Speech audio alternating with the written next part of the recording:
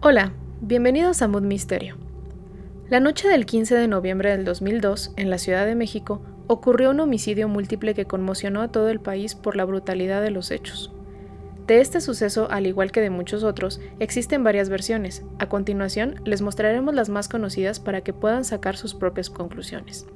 Acompáñenos en nuestro recorrido por este nuevo caso y si quieren aportar algo en los comentarios, estaremos muy contentos de leerlos. Veremos el caso de Orlando Magaña.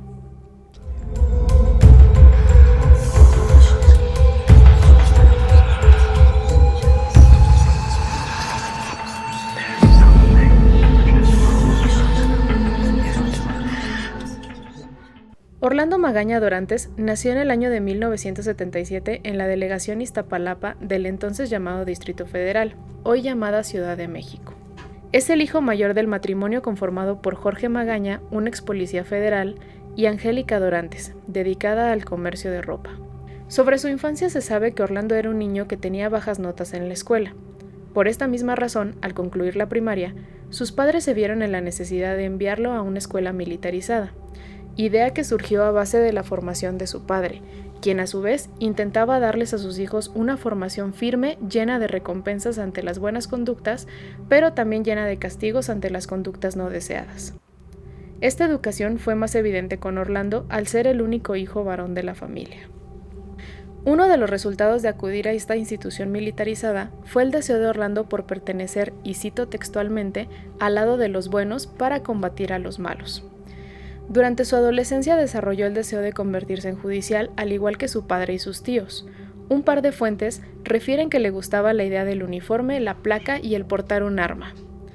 Para Orlando, tener conocimiento sobre técnicas de combate era muy importante si es que en un futuro quería desempeñarse en esta labor, por lo que pidió a sus padres lo inscribieran en clases de Taekwondo, disciplina que duraría entrenando por poco más de 12 años.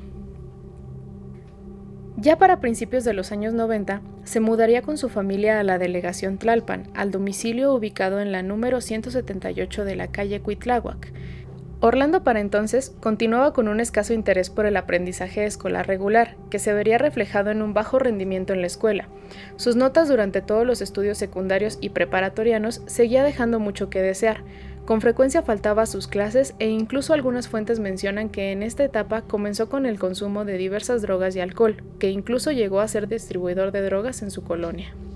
Uno de sus amigos más cercanos lo convenció de inscribirse a la Universidad Unitec para que pudiese tener un mejor futuro. Sin embargo, a pesar de que Orlando pagó su inscripción y acudió a su primer cuatrimestre, con el paso del tiempo se volvió a repetir la misma historia y comenzó a faltar a clases, hasta que finalmente se desentendió completamente de la institución, dejando una deuda de 10,127 pesos mexicanos y una licenciatura pendientes.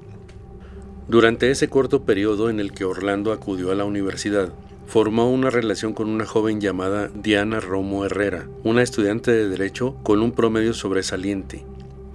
A pesar de haber abandonado sus estudios, Orlando seguía frecuentando la universidad cuando iba a recoger a su novia en su automóvil marca Escort del año 99, después de que la joven saliera de clases. La relación entre ambos era muy buena e incluso Orlando se ofreció a ayudar a pagar la titulación de Diana. Algunas fuentes mencionan que Orlando siempre traía en el cinturón una pistola y cuando sus amigos le preguntaban la razón, él solo respondía por si algo se ofrece. Sus conocidos lo describen como un hombre frío, serio y calculador. A partir de esa época, comenzó a dedicarse a la venta de ropa y autopartes deportivas que adquiría en la zona de Tepito, lugar conocido en la Ciudad de México por ser el mayor centro de venta de todo tipo de artículos al mayoreo y menudeo. Orlando comenzó a cimentar su actividad delictiva en la delegación Iztapalapa, donde se dedicaba a la extorsión de pequeños negocios y al robo de vehículos, acompañado de 3 amigos de él, los cuales eran buscados por la Procuraduría Capitalina por estos delitos. Por otro lado, la familia de Orlando, que pertenecía a la Policía Judicial, es decir, su padre y sus tíos, eran agentes conocidos por tener un temperamento fuerte. Otros agentes anónimos de la institución refieren que los Magaña eran gente bragada, aguerrida, valiente, que a cualquier plaza que les asignaban la levantaban. Eran conocidos porque en los enfrentamientos con el narcotráfico nunca mostraban miedo, nunca se acobardaban, nunca les temblaba la mano al capturar a un delincuente. Orlando incluso llegó a acompañar a su padre y a sus tíos a algunos de esos operativos. En algunos artículos también se menciona que algunos integrantes de los Magaña llegaban a ser violentos cuando llegaban al estado de ebriedad, amedrentando a vecinos, disparando al aire e incluso lanzando amenazas en contra de ellos. Frecuentemente Orlando también se veía involucrado.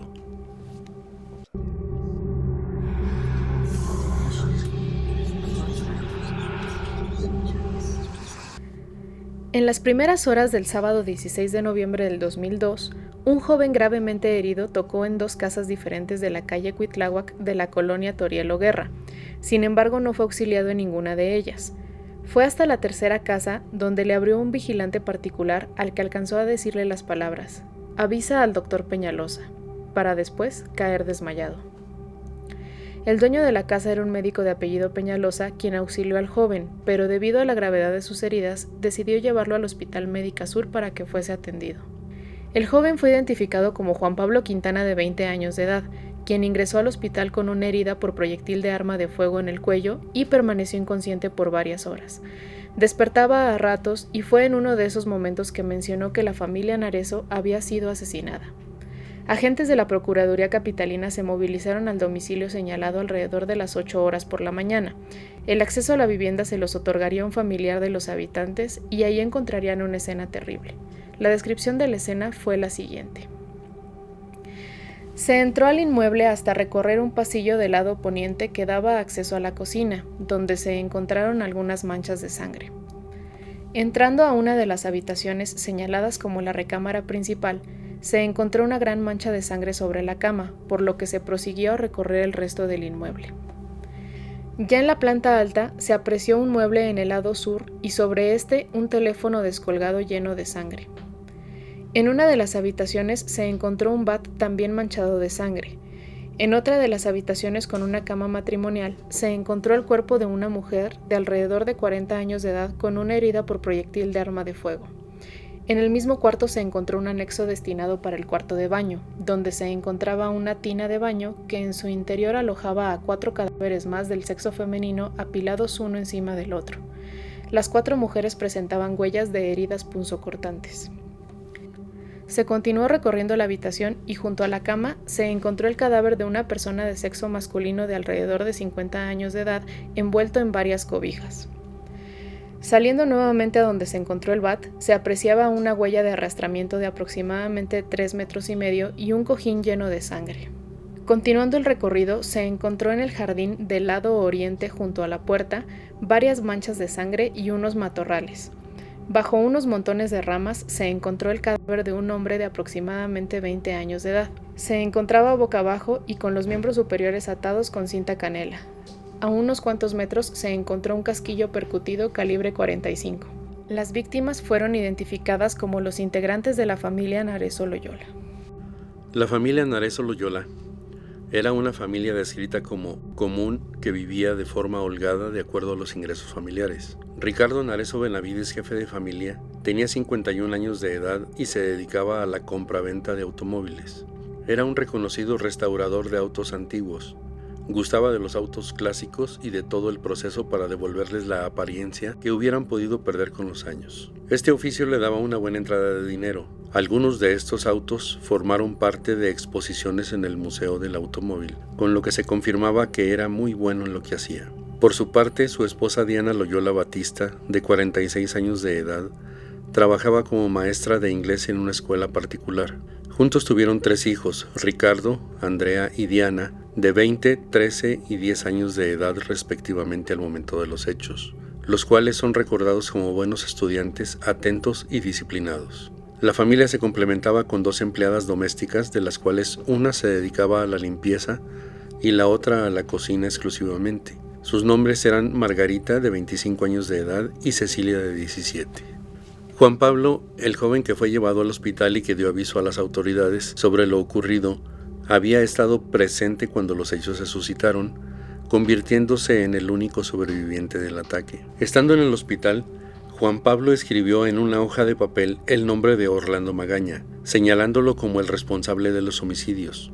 Mientras esto sucedía, Jorge Magaña, padre de Orlando, excomandante de la Policía Judicial, se puso en contacto con el procurador Batis, y posteriormente se presentó ante la Procuraduría General de Justicia del Distrito Federal para delatar a su hijo.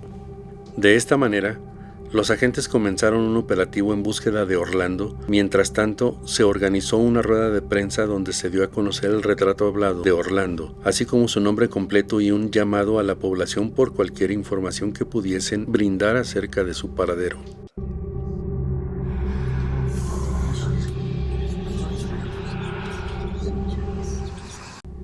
Orlando Magaña fue finalmente detenido el 1 de diciembre del 2002. Hay dos versiones acerca de su detención. La primera, y la más probable debido a las pocas entrevistas que aún se pueden encontrar, menciona que Orlando se entregó por propia voluntad a las autoridades porque supuestamente no le gustaba cómo su familia estaba siendo asediada por los medios de comunicación y por la policía.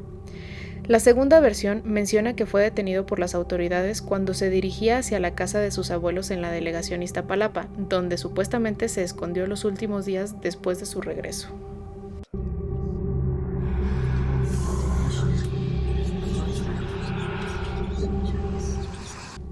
La reconstrucción de los hechos de este crimen en particular también consta de algunas variantes debido a que se realizó con base en las declaraciones de Juan Pablo Quintana y Orlando Magaña.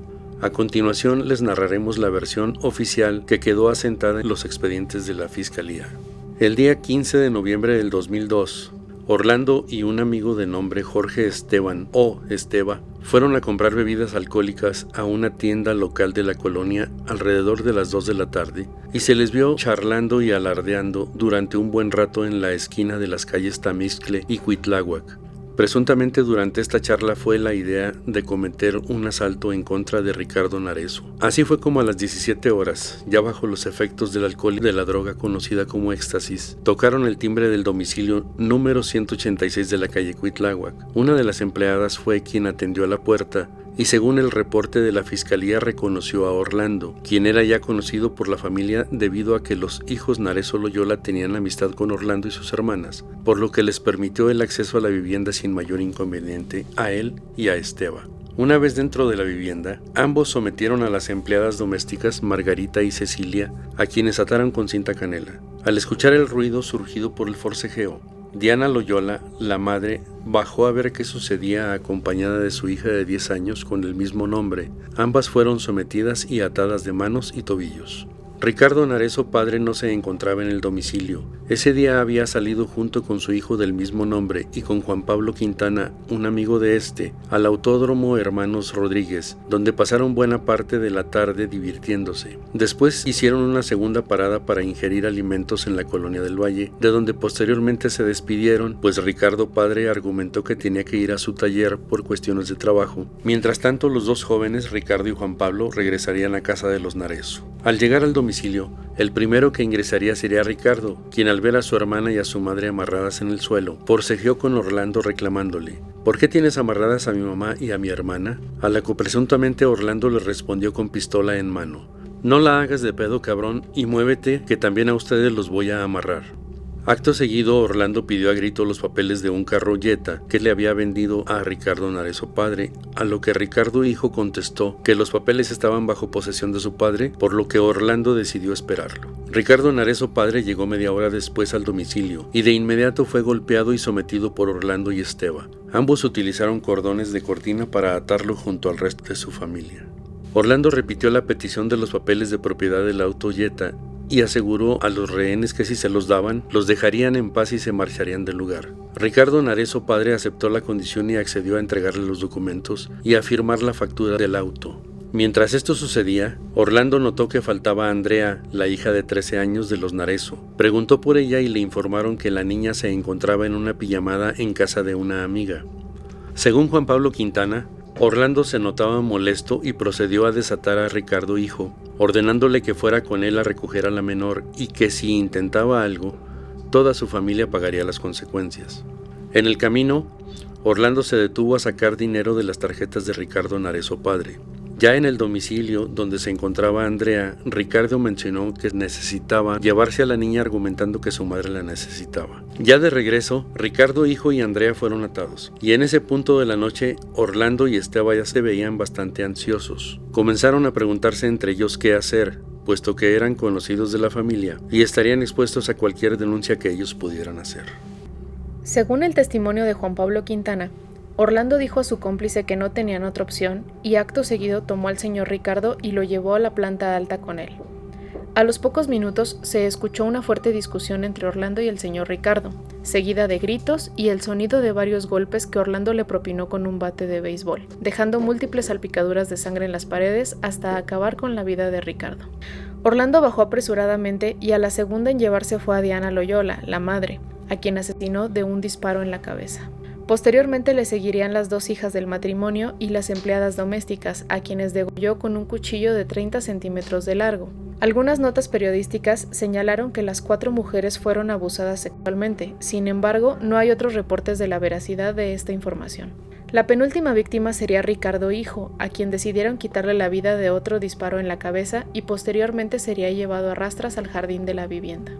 Por último, se acercaron a Juan Pablo Quintana, quien en repetidas ocasiones le suplicó que lo dejaran ir y que no le hicieran daño. Según Juan Pablo, Esteba gritó: «No, ya, a la chingada», a lo que Orlando le dijo: «Ya, Juan Pablo, voltéate». Tomó un cojín que le colocó en la cabeza para luego dispararle a través de él a modo de silenciador. Orlando y su cómplice lo dieron por muerto y también lo arrastraron al jardín, donde lo cubrieron con hojas y ramas. Posteriormente, a las 23:24 horas, Orlando tomó el celular de Diana, la madre, y se comunicó con una tía de él de nombre Alejandra Magaña. Luego, a las 23:52 horas, tomaría de nuevo el teléfono para llamar a otra de sus tías de nombre Elizabeth Magaña. La llamada duraría 3 minutos. Después haría una última llamada, esta vez a su novia Diana, a quien le contó que había tenido una fuerte discusión con su padre y que pasaría la noche en un hotel. Pasada la medianoche, ya en las primeras horas del sábado 16 de noviembre, Orlando y su cómplice salieron de la vivienda a bordo del Jetta con el celular de Diana y las tarjetas de Ricardo Narezo. Orlando declaró que después de esto dejó a su cómplice Esteba en Avenida Periférico, una de las vías más grandes de la capital, y después se dirigió a pasar la noche en un hotel localizado en la Avenida Tlalpan. Mientras tanto, al ya no escuchar ruido en la casa, Juan Pablo se levantó como pudo e ingresó a la casa buscando el teléfono para pedir ayuda. Al entrar a la vivienda, pudo constatar lo que sus oídos ya le habían permitido imaginar antes. Todos estaban sin vida. Al encontrar el teléfono, no pudo realizar ninguna llamada, pues la línea había sido cortada, por lo que decidió salir del domicilio para pedir ayuda con los vecinos, para posteriormente ser trasladado al hospital. Al día siguiente, Orlando se puso en contacto con su novia y la citó en Plaza Oriente, un centro comercial muy concurrido. Ahí, Orlando compraría 2 celulares más, uno para él y uno de regalo para Diana, su novia. Sin embargo, tuvieron una discusión y ella decidió terminar con la relación y le negó el regalo. Más tarde, ese mismo día, Orlando se dirigió a la delegación Iztapalapa, donde junto con un amigo comprarían varias botellas caras de alcohol y contratarían a unos mariachis para ir a darle serenata a Diana en su domicilio ubicado en Paseos de Churubusco. Tras la serenata, la joven pareja arregló sus diferencias y a modo de reconciliación pasaron la noche juntos en el hotel Apatlaco. Al día siguiente la pareja se iría a pasear a Tequesquitengo, un pequeño pueblo cercano a la capital. Después de que el paseo terminara, Orlando pasó a dejar a su novia y de ahí iniciaría la huida, la cual organizó con múltiples pasajes en autobús, que comenzó con una parada en Veracruz y después saldría del país hacia Guatemala. En una entrevista, Orlando asegura que estando en Guatemala, seguía viendo noticias acerca del caso en la televisión y los medios, y que al ver a su familia siendo perseguida por los medios de comunicación, comenzó a pensar en la idea de entregarse para que su familia no tuviera que pasar por eso. Conforme pasaron los días, Orlando regresó a México y se dirigió al estado de Oaxaca para después llegar a la casa que tenía su familia en el estado de Morelos y finalmente esconderse en la casa de sus abuelos en la Ciudad de México en la delegación Iztapalapa, donde días después sería aprehendido. Sobre Esteban o Esteba nada se sabía. Se informó que se trataba de un sujeto de entre 23 y 24 años de edad, con unos 70 de estatura, delgado, piel morena, cabello ligeramente ondulado y corto. Tenía la cara y mentón ovalados, cejas semipobladas, ojos oscuros, nariz ancha, labios pequeños y como característica particular diversas manchas blancas en el rostro. Su retrato hablado también circuló por los medios de comunicación, sin embargo nunca se dio información acerca de él y su paradero. El 23 de noviembre del 2002, en el municipio de Amecameca, Estado de México, fue hallado un cuerpo del sexo masculino calcinado que coincidía con las características proporcionadas de Jorge Esteva. Juan Pablo Quintana le encontró cierto parecido físico, sin embargo no se reunieron las suficientes pruebas acerca de la identidad del hombre y no se determinó si sí se trataba de Esteva. Este, como muchos otros casos, tendría varias versiones acerca del motivo y de lo sucedido. Orlando en sus declaraciones afirma que todo había comenzado como un simple robo, pues sabía de buena fuente que Ricardo Narezo recibía buen pago por cada auto que reconstruía. Sin embargo, menciona que él y su cómplice se habrían dirigido a la vivienda portando una máscara de luchador para no ser identificados, versión que se vino abajo con la declaración de Juan Pablo Quintana, quien asegura que Orlando no portaba ninguna máscara y por eso le fue muy sencillo reconocerlo desde el inicio. Esta versión también tendría su contradicción en el punto de que Orlando ya había contado con anterioridad que le había resultado fácil entrar al inmueble debido a que la empleada doméstica lo había reconocido y le había dado el acceso sin inconvenientes. Sin embargo, Orlando asegura que el robo se había complicado porque al llegar, Ricardo Hijo forcejeó con él quitándole la máscara, y al darse cuenta de que había sido reconocido, tomó la decisión de acabar con la vida de todos los integrantes de la familia. Esta declaración terminaría de disolverse con el argumento de Andrea, la hija de 13 años de la familia, pues ella no se encontraba en el domicilio en el momento en que presuntamente Orlando habría sido reconocido, por lo que no habría justificación para el hecho de que fueran por ella a la casa de su amiga para después acabar con su vida. Otro aspecto que resultó ser otra versión de los hechos es que el motivo del crimen estaba relacionado con el narcotráfico. Era bien sabido que Orlando era distribuidor de droga en Iztapalapa y en la colonia donde residía junto con el grupo de amigos con los que siempre se relacionaba. Incluso se llegó a decir que estos actos delictivos los realizaba bajo el amparo de su padre y de sus tíos. Esta línea de investigación surgió con base en algunas fuentes policíacas consultadas bajo palabra, que revelaron que el policía federal Gerardo Magaña, tío de Orlando, Juan Pablo Quintana, único sobreviviente, y Ricardo Narezo Loyola, acudieron a una casa en Coyoacán para robar droga, que después escondieron en el taller de la familia victimada. Dicho cargamento sería enviado a Nuevo Laredo, Tamaulipas, escondido en autos restaurados. Asimismo, esas fuentes aseguran que Jorge Magaña fue obligado a entregar a su hijo para frenar las investigaciones sobre un cargamento extraviado de 150 kilogramos. Parte del cargamento habría sido escondido en el automóvil Jetta que Orlando demandaba. Como les mencionamos, estas son solo vertientes que en su momento fueron publicadas, cuya veracidad se reserva a las líneas de investigación correspondientes. Sin embargo, días más tarde, se publicaría una noticia donde se informaba la detención de una mujer llamada Mercedes Salinas Juárez, apodada La Meche, de 36 años de edad, quien fungía como principal distribuidora de droga de Iztapalapa, pues presuntamente había robado a Orlando Magaña 100 kilos de droga posterior al multihomicidio, pues dicho cargamento se encontraba escondido en el domicilio de los abuelos de Orlando, ubicado a espaldas del domicilio de la detenida. Dicha información podría confirmar la hipótesis de que se trataba de un ajuste de cuentas por parte del narcotráfico.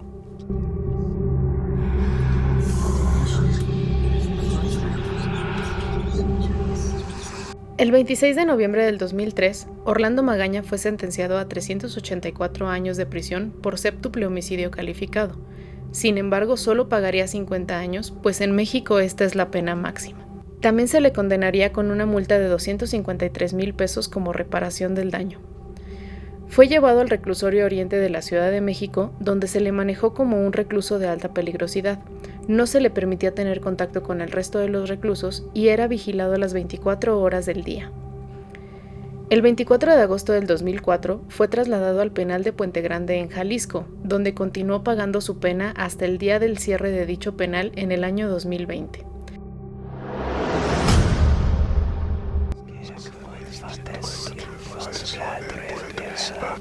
Le dije, si tú llegaste a causarle algún mal a esa familia, te prefiero muerto, porque te prefiero enterrar a saber que tú causaste un daño. Usted dijo, pero lo vas a pagar con toda tu vida, cabrón. Los invitamos a que si este video les ha gustado, le den me gusta y se suscriban a nuestro canal.